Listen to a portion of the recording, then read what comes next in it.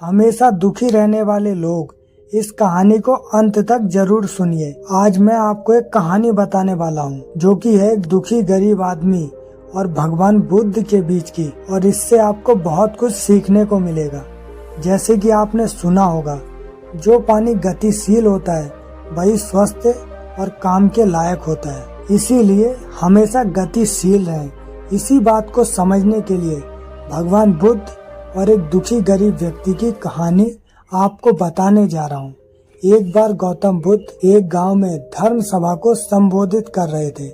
लोग अपनी अपनी परेशानियों को लेकर उनके पास जाते और उनका हाल लेकर खुशी खुशी वहां से लौटते। उसी गांव के सड़क के किनारे एक गरीब व्यक्ति बैठा रहता और धर्म सभा में जाने वाले सभी लोगों को बड़े ध्यान से देखता है, लेकिन जब वापस आते हैं तो बड़े प्रसन्न दिखाई देते हैं। मन में विचार लिए वो गरीब और दुखी व्यक्ति महात्मा बुद्ध के पास पहुंचा। वहां जाकर उस गरीब दुखी व्यक्ति ने देखा लोग लाइन लगाकर भीड़ में खड़े होकर अपनी समस्याएं बता रहे थे और गौतम बुद्ध मुस्कुराते हुए सबकी समस्या हल कर रहे थे। जब उसकी बारी आई तो सबसे पहले उसने महात्मा को प्रणाम किया और कहा, भगवान, इस गांव में लगभग सभी लोग खुश हैं, मैं ही क्यों गरीब हूँ।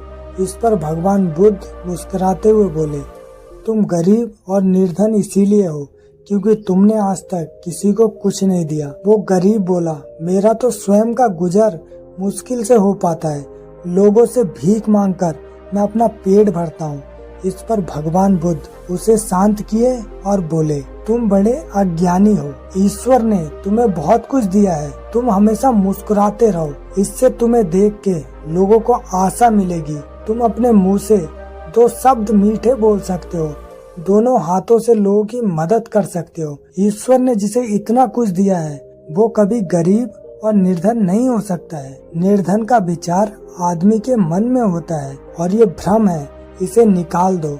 ये सुनकर उस आदमी का चेहरा चमक उठता है। तो इस कहानी से आप समझ गए होंगे कि दुखी और गरीब होना आपके मन की एक सोच है। आप जितना पॉजिटिव सोचेंगे, आप जितना अच्छा सोचेंगे, उतना आपके लिए अच्छा है। आप दूसरों की मदद करेंगे तो आप हमेशा खुश रहेंगे। तो ये था दुखी गरीब और भगवान बुद्ध के बीच की एक कहानी। अगर आपको ये कहानी अच्छी लगी हो तो हमें कमेंट करके जरूर बताएं। धन्यवाद।